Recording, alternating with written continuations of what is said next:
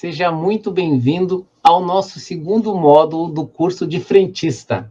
É isso mesmo, eu sei que você está gostando muito do nosso treinamento. No primeiro módulo, nós trabalhamos muito fortemente sobre a importância de um frentista, a importância de um frentista procurar sempre se aprimorar, procurar sempre novos conhecimentos e entender que nesse negócio de posto de combustíveis, o frentista é uma parte importantíssima e existem muitas oportunidades para ele, contanto que ele esteja preparado, tenha muita força de vontade e capacidade de trabalhar duro e principalmente desenvolver aquelas habilidades que nós trabalhamos no primeiro módulo. Nesse segundo módulo, nós vamos trazer outros grupos de conhecimento e nós vamos iniciar esse grupo de conhecimento falando sobre o histórico de um posto de combustível. Pois é, a gente que está nesse segmento, muitas vezes a gente até desconhece como que isso tudo começou. E tenho certeza que você vai gostar demais, porque nós vamos trazer toda a história dos postos de combustíveis no mundo todo. Continue conosco, porque esse é o início da sua jornada de conhecimento no módulo 2. Bom curso para você. Olá, é um grande prazer saber que você está aqui comigo, acompanhando sobre mais um tema importante nesse nosso mercado que é fascinante, que é a revenda de combustíveis. Então, o que eu vou trazer para vocês aqui é um apanhado histórico sobre a evolução dos postos de combustíveis ao longo do tempo. E por que eu estou trazendo isso? Porque muitos revendedores, todos nós, na verdade, revendedores e consumidores, nos perguntamos qual vai ser o futuro dos postos de combustíveis. Eles vão desaparecer? Só vai ter carro elétrico? O cliente não vai mais querer combustíveis fósseis por causa da poluição? Enfim, que cenário é esse que a gente trabalha? Então, nada mais importante que fazer uma análise de cenário é analisar os fatos passados e ver como que o nosso segmento vem se comportando ao longo dos anos. E é muito interessante, porque quando a gente estuda história, quando a gente busca informações do passado, a gente revive também tudo aquilo que já vivenciou. Quando a gente analisa o histórico dos postos de combustíveis, a gente vai ver que esse é um segmento que está sempre em evolução. E é exatamente isso que a gente vai começar a ver a partir de agora. No início do século passado, os motoristas eles enfrentavam dificuldades, desafios significativos. Como que eles faziam para abastecer os seus carros de combustíveis? A resposta inicial foi até surpreendente. Esses abastecimentos eram de uma forma muito improvisada.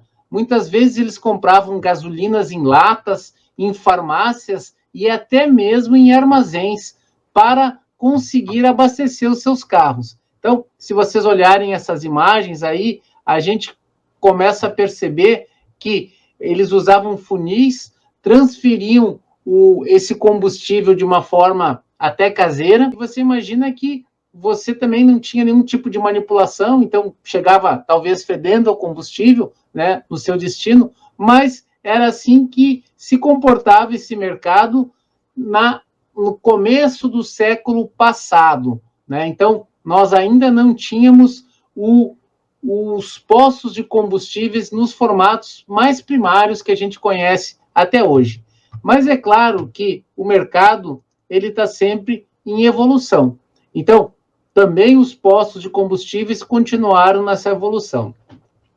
E estudando história, então, a gente começa a buscar qual foi o primeiro posto do mundo. Então, nós conseguimos traçar um trajeto histórico, né? E encontramos o primeiro posto de combustível, que não foi um posto de combustível, ele foi uma farmácia, exatamente. Por quê? Porque na época ainda não se tinha o modelo da gasolina, nem do óleo diesel tradicional. Então, o primeiro posto do mundo, ele começou lá no início, a partir de 1900, né? E ele foi oriundo, considerado até um acaso, quando Berta Benz, que era a mulher do Mercedes-Benz, na verdade, ela era a grande impulsionadora do negócio, porque ela detinha o capital, e ele fazia, ele tinha uma oficina mecânica, e ele sempre estava com um projeto em evolução, ele acabava nunca fazendo o lançamento desse automóvel, e ela se incomodava com isso, e ela usava o automóvel que já tinha e que não tinha sido lançado ainda para fazer visitas à sua família no interior da Alemanha, e ela utilizava esse veículo, então, para se deslocar, e numa dessas viagens ela ficou sem combustível. Então ela foi até uma farmácia e comprou aquele combustível que servia para o seu automóvel, que era muito parecido com um querosene, mas não foi num posto de combustível. Aqui a gente tem a foto, então, desse primeiro posto, aqui a gente tem uma foto, uma imagem, né, do que seria esse primeiro veículo, mas olha que interessante, eu pesquisei nos meus arquivos e eu consegui encontrar um vídeo que mostra exatamente uma encenação, é óbvio, porque cinema também não existia, celular muito menos, mas eu trago para vocês aí um vídeo que foi produzido pela própria Mercedes-Benz, mostrando como teria sido esse fato que acabou originando o primeiro posto de combustível. Assista esse vídeo, que eu tenho certeza que você vai gostar demais. Bom,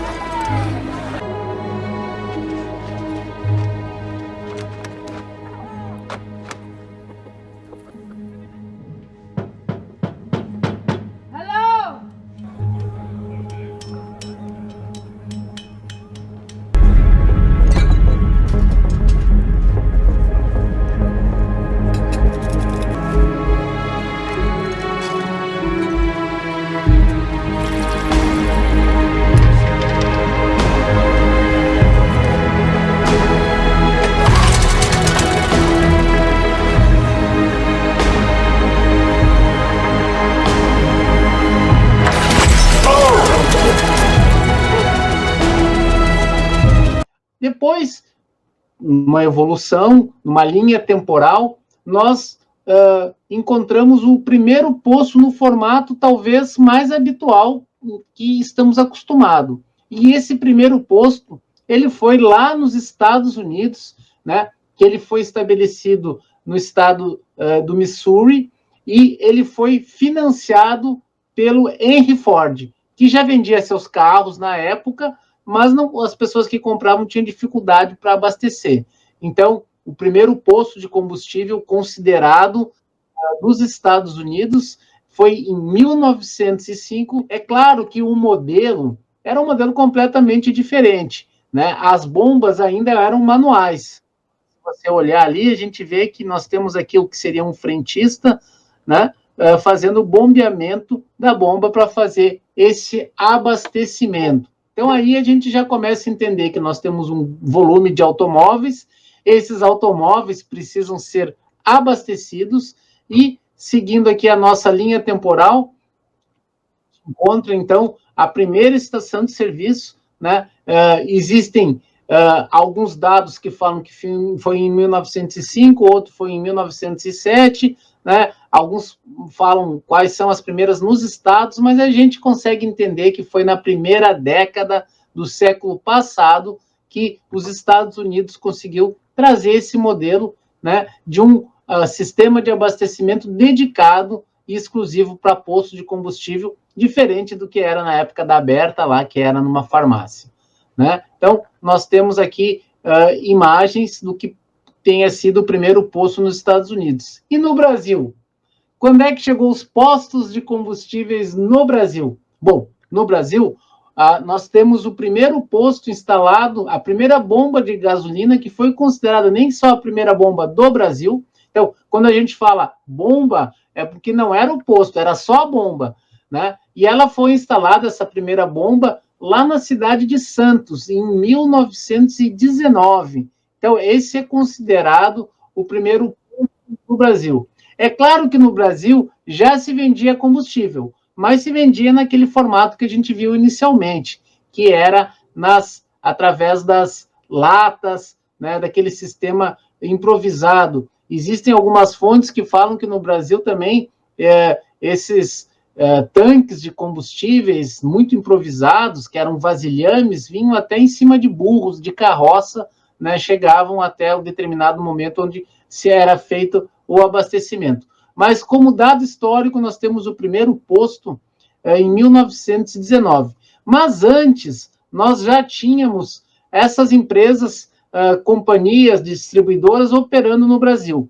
Nós temos a AESSO, que data da entrada de 1912, nós temos a Shell e a Texaco, a Shell em 1913 e a Texaco em 1915. Essas empresas receberam permissão do governo brasileiro para fazer a importação, né, desses produtos, e nós começamos a comprar. É claro que a gente precisa entender que existiam pouquíssimos veículos no Brasil nesse período.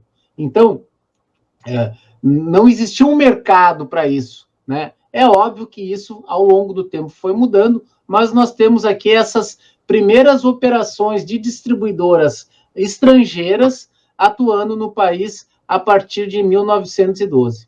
E quando a gente estuda a evolução dos postos de combustíveis, a gente também tem que entender que essa evolução só existiu porque houve também a evolução da bomba de abastecimento. Então, essas bombas de abastecimento que logo no início eram por gravidade, então o combustível ficava em cima e depois descia, foram evoluindo desde o modelo manual, né, até modelos, a de gravidade é esse exemplo aqui, ó, que eu coloquei, aqui você tinha, cada uma dessa repartição era um galão, né, porque os Estados Unidos é em galões, e por gravidade esse combustível descia. Então é importante a gente entender que existem tecnologias que vão permitindo a criação desse segmento do posto de combustível. Se a gente tem um volume maior de abastecimento, é óbvio que a bomba também tem que evoluir para atender esses novos volumes. Então, a gente já está agora chegando nos anos de 1920, 1930 e 1940. Essas 3 décadas, a gente teve pouca inovação nesse nosso segmento com relação a algumas tecnologias. O que a gente teve, sim, foi mudanças nos formatos de atendimento. Então, aquilo que no começo era 100% manual, a gente já com os postos estabelecidos, a gente já começou a entender que existia a necessidade de ter profissionais para prestar esses serviços, que são, no Brasil, chamados de frentistas. Com a entrada dos frentistas, a gente passou a ter também um atendimento personalizado. Então, os carros paravam lá, era feito o abastecimento, já era oferecido também a questão da calibragem do pneu, alguma limpeza, algum serviço automotivo. Então, a gente encontra formatos de atendimento personalizado desde o início do século passado, né, que é aquela prestação de serviço que a gente sabe que é tão importante no nosso segmento. A gente tem aí essas marcas saindo daquele formato manual, né, daquele formato primário, e entrando, sim, agora no formato que já existia em outros países, e no Brasil, com o aumento da frota, se fez necessário. Então, temos grandes marcas como a Esso se consolidando com seus postos Esso, Texaco aqui com o seu modelo de posto Texaco também.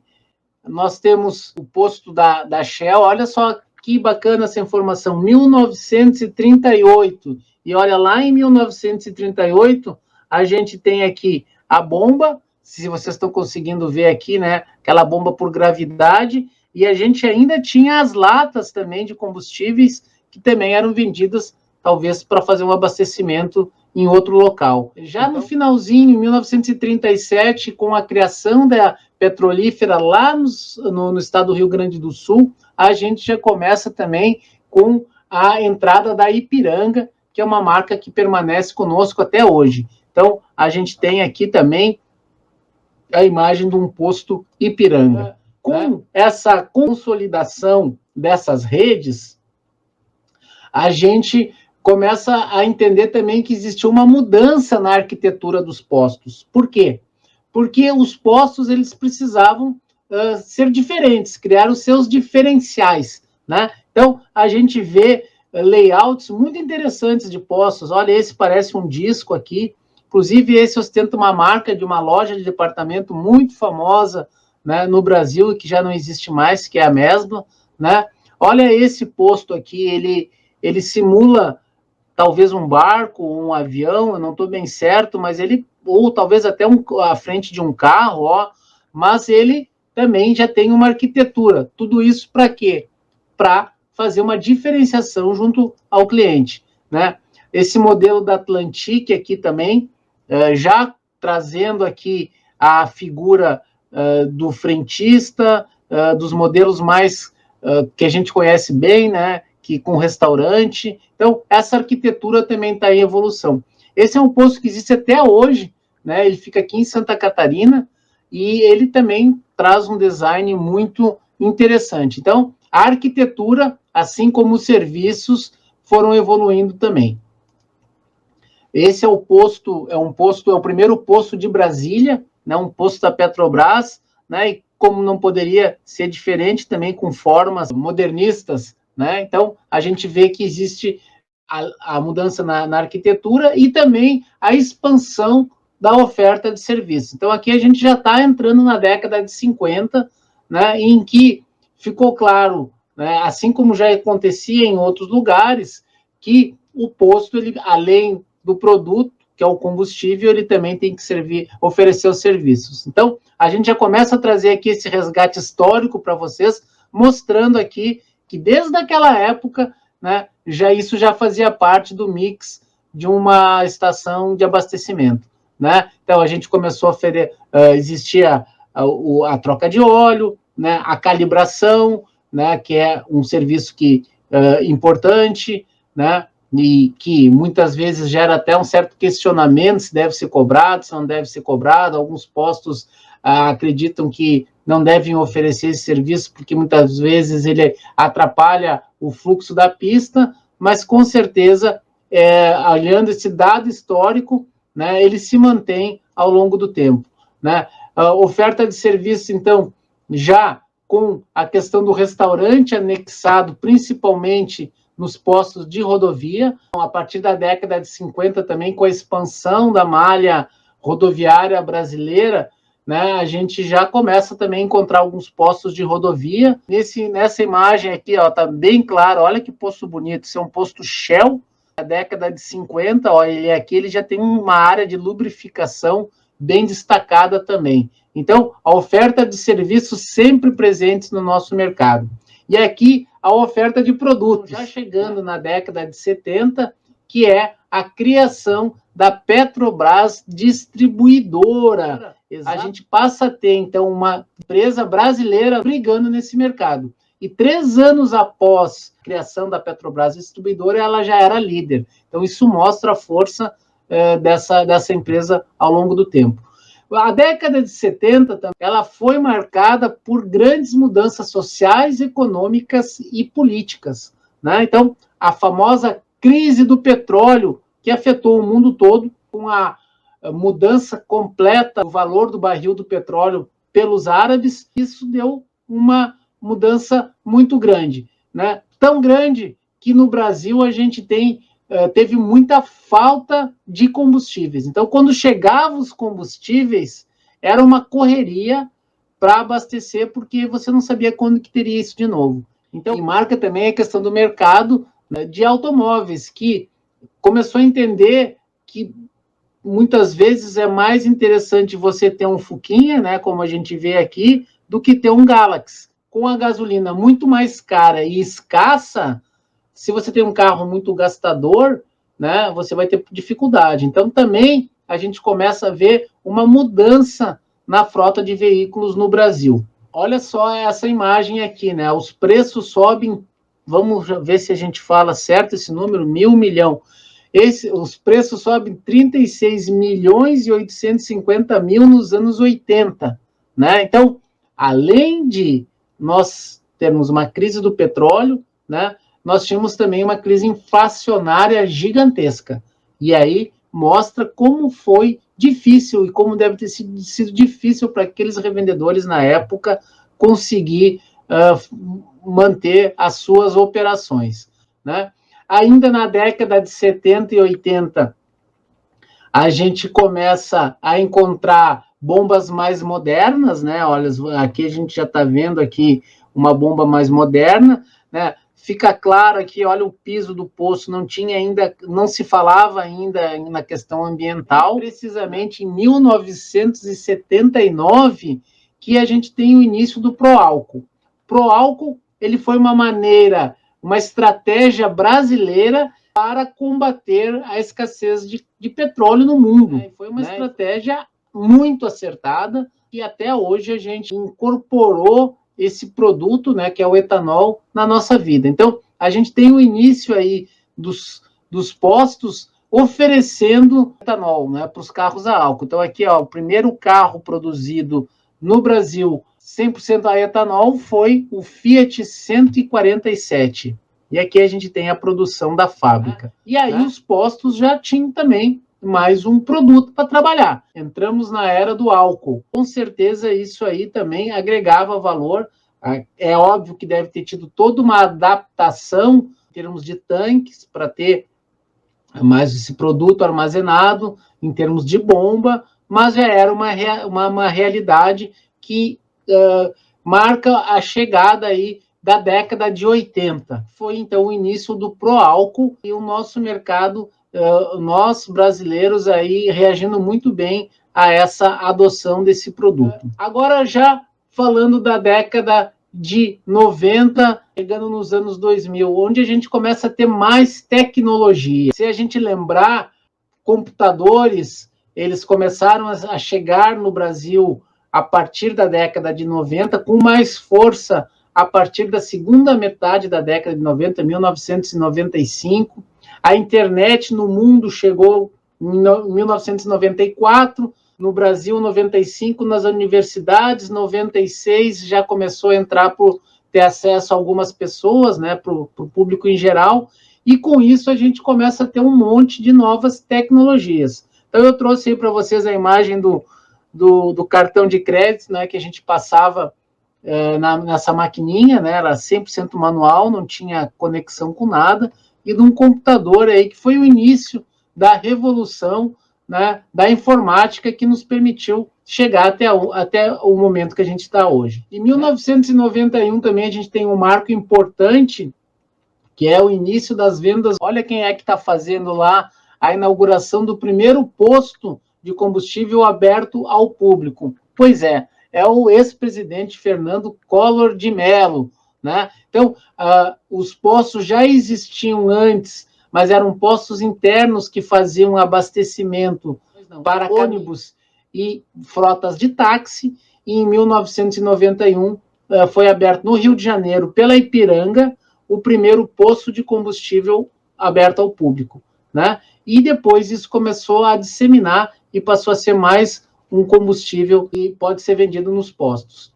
A década de 90, então, a gente já tinha grandes redes, a gente tinha tantas redes multinacionais quanto redes brasileiras, e aí a gente tem uma briga pelo cliente, né? A gente começa a entender que começou os modelos que a gente conhece hoje de mídia, de marketing, naquela época também eram muito agressivos. Então, essas redes já usavam personagens, muita mídia aberta, né, muita televisão, e faziam grandes campanhas. Então, ficou muito marcado, né, as personagens conhecidas. A gente tem Xuxa e Tim Maia, mas é até interessante para quem se interessa em um pouco sobre marketing, publicidade, no YouTube encontrar esses vídeos antigos da década de 80 e 90, são muito bacanas e muito bem feitos. A gente tem, então, como eu falei, a briga pelo cliente, a briga pelo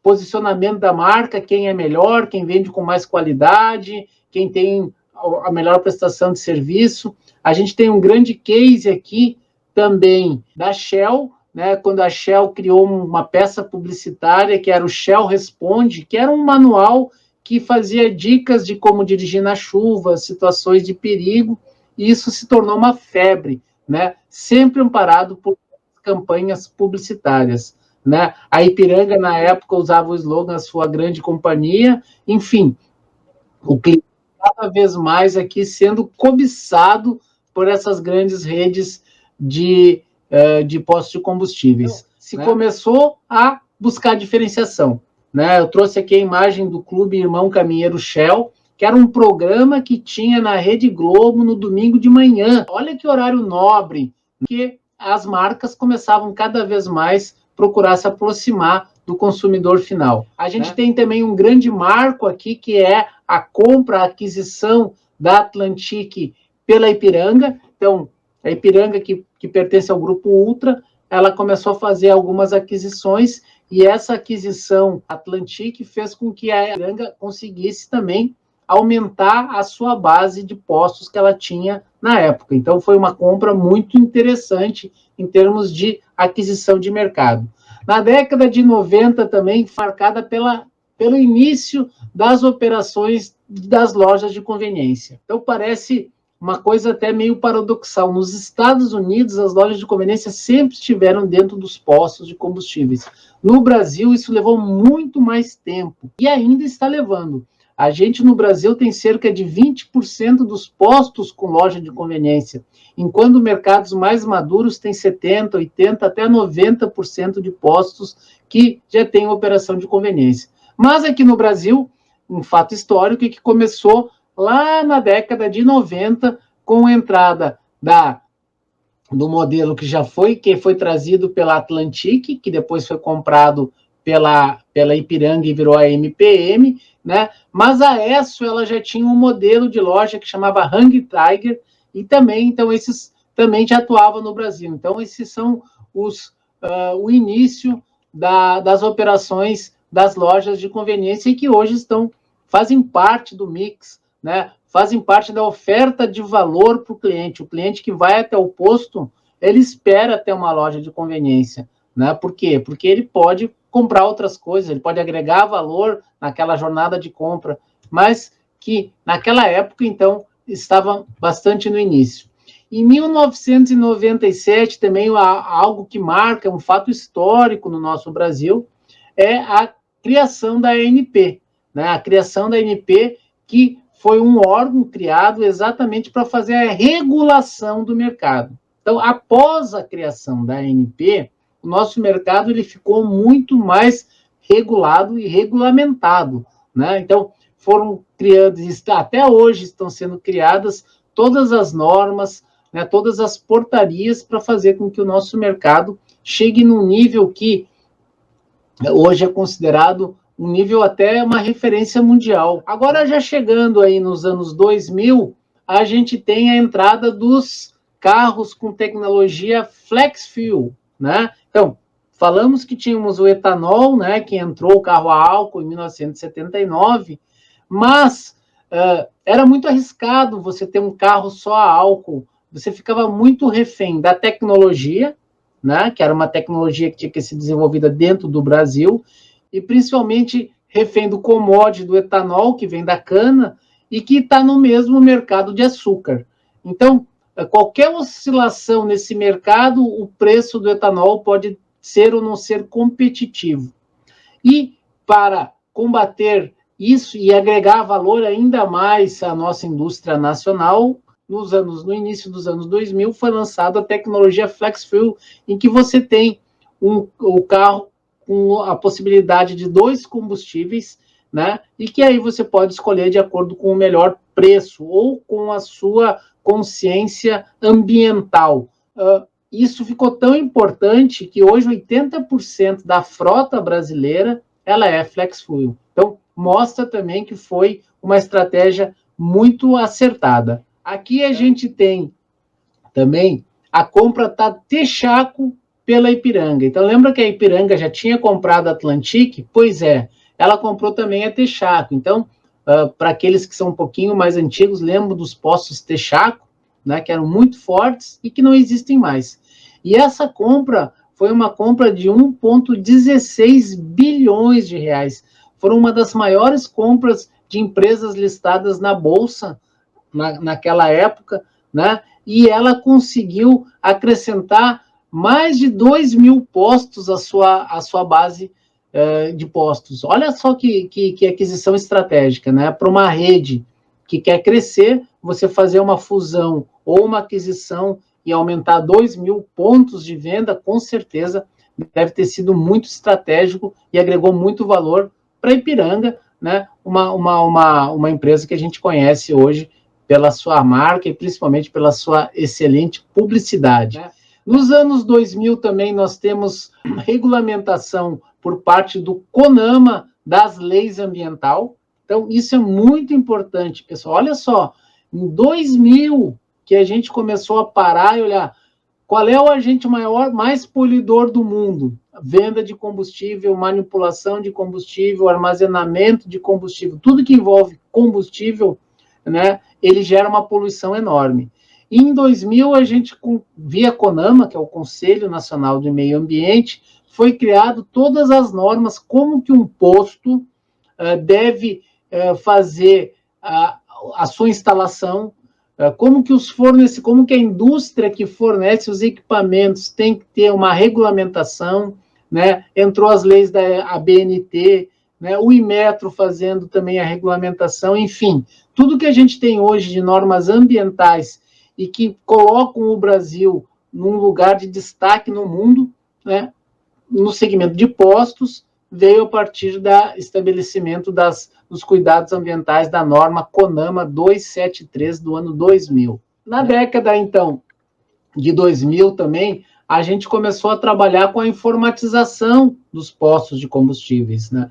Você imagina que agora já era possível você cadastrar todos os clientes, você ter acesso ao comportamento de compras, né? Você ter acesso via computador registrado de tudo que você vende. Então, os sistemas de automações, né, que hoje fazem parte do nosso dia a dia, eles se consolidaram a partir também da entrada do início dos anos 2000 e hoje são obrigatórios. Hoje todos os postos têm os seus sistemas de automação que oferecem inúmeras ferramentas para melhorar a gestão. O sistema de automação, ele também permitiu a adoção de mais uma estratégia, que foi os programas de fidelidade. Porque no momento que você conseguia cadastrar os clientes e ter acesso desses clientes dentro de um banco de dados, você poderia e pode, né, identificar quais são esses clientes que são mais interessantes, recompensá-los pela sua fidelidade ao seu posto e premiar ele pelo volume de compras.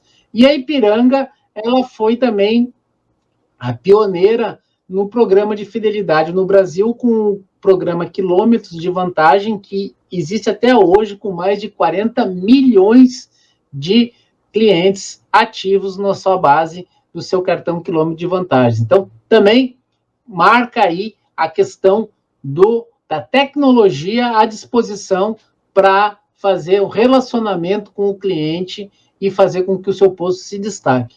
Nós, novamente, temos uma evolução da arquitetura também a partir do ano 2000, principalmente voltado para o uso da sustentabilidade, de elementos que valorizam a luz natural, de placas de captação de luz solar, de captação de água da chuva, enfim, porque os postos eles estão se estruturando também para o abastecimento dos carros elétricos. Então, isso vem mudando muito o layout dos postos. O conceito de sustentabilidade, ele passa a ser um fator essencial. Então, o posto, como agente poluidor, ele vai deixar de existir e vai sobreviver aquele posto ecossustentável, ou aquele posto ambiental, em que ele consegue fazer uma operação sem causar dano ao meio ambiente, né? E fazendo com que aquelas pessoas que estão consumindo combustível fóssil não se sintam tão culpadas,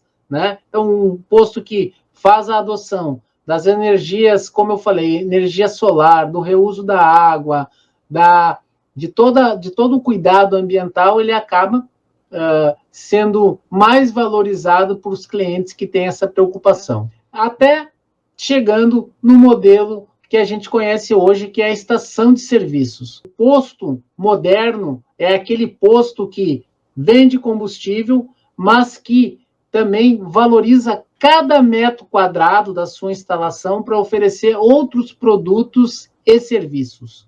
Aquele cliente que vai até o posto, ele espera ter outras facilidades, ele espera aproveitar aquele tempo para fazer outras coisas. E esse tempo também tende a aumentar. Hoje, por exemplo, para fazer um carregamento de um carro elétrico, você fica em torno de 40 minutos. E aí, o que você vai fazer nesses 40 minutos? Se atualmente o cliente na pista fica 5 minutos e já reclama, então a estação de serviço ele vem exatamente para oferecer outros serviços para esse cliente. Então, o cliente que for até o posto abastecer, não só na questão do veículo elétrico, mas hoje, no nosso modelo atual, ele vai abastecer, mas se ele encontrar uma padaria, ele vai comprar o pão, se ele encontrar uma farmácia, ele vai comprar um remédio, se ele encontrar um salão de beleza, pode ser que ele corte o cabelo, se ele encontrar uma loja de celular, ele pode aproveitar aquele tempo para comprar uma capinha de celular, se ele encontrar um restaurante que venda sushi, ele pode estacionar o carro depois de abastecer e comer o sushi com a sua esposa, com o seu namorado, enfim. A estação de serviço, ela oferece o que o posto tem de melhor, que é a sua localização. Os postos estão sempre localizados nas melhores esquinas, nos pontos mais centrais da cidade, nos melhores locais na BR, e isso faz com que a gente consiga oferecer muito mais do que o combustível. Então, a estação de serviço é exatamente isso, é maximizar o tempo do cliente oferecendo outras coisas, ao mesmo tempo que a gente também começa a ter, o dono do posto começa a ter outras fontes de receitas. E isso vem ao encontro, então, da mudança desse consumidor. Esse consumidor que muitas vezes já não está mais preocupado em ter o seu carro, né, aquele sonho de consumo do jovem, né, que era 18 anos, tirar a carteira de motorista e trabalhar para ter o carro dele, ele já não é mais um sonho tão comum assim. Muitas vezes esse jovem ele quer estudar fora, ele quer fazer um mochilão, ele quer pegar aquele dinheiro que iria para o carro para investir na universidade, né? Por quê? Porque ele tem outras formas de mobilidade. Não é que ele não quer mais andar de carro, mas ele pode ir de Uber, ou ele pode se locomover de patinete, né? Mudança dos consumidores também com relação ao seu local de trabalho, né? Após o Covid, com a questão do home office, as pessoas trabalhando em casa. Então, aquele cliente que ia até o posto, porque ele se deslocava todos os dias da semana, de casa até o trabalho, do trabalho até casa, hoje ele se desloca talvez uma ou duas vezes no home office, part-time, né? Mas ele pode ir até o posto para tomar um café expresso, para fazer uma reunião com clientes, para usar um cowork se tiver lá, para usar um Wi-Fi se ele precisar, né? Então, os clientes estão mudando, né? E a gente tem que mudar também junto com eles, né?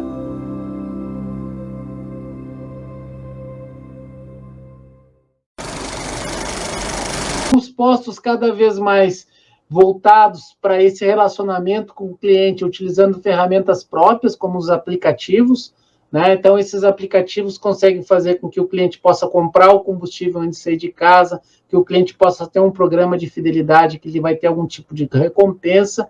E o que está muito na moda também, hoje, é a questão do cashback, né? Em que ele consegue usar o aplicativo para fazer o pagamento e já receber o cashback. Então, aplicativos próprios são uma forma de relacionamento direto com o cliente e muitos postos estão usando essa alternativa. Postos também estão virando bancos, né? Por quê? Porque a gente tem o cliente dentro do nosso estabelecimento, né? Então, como eu falei, maximizar a jornada de compra. Se o cliente está indo até o posto e tiver a possibilidade de retirar dinheiro, de pagar uma conta, de resolver qualquer problema que ele tiver, ele vai fazer isso. Ele não vai precisar mais se deslocar até o centro. Ele vai fazer onde estiver mais perto da casa dele.